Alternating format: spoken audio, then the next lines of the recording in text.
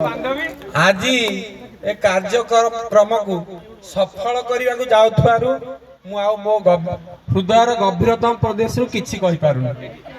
तुम तो ठहरे परदेसी साथ क्या निभाओगे, सुबह पहली गाड़ी से ढेंकानाल को आ जाएंगे। माने ईद कौन अच्छी जाऊ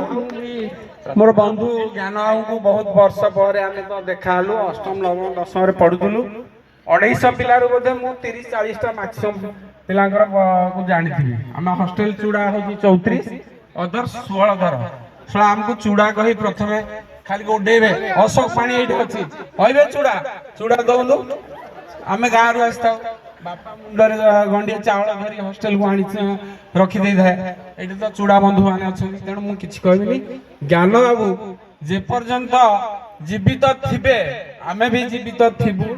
एवं ए कार्यक्रम को सबुदिन तांकर नेतृत्व रे भाई अशोक समस्त नेतृत्व अच्छी से जहाँ आसला को आमे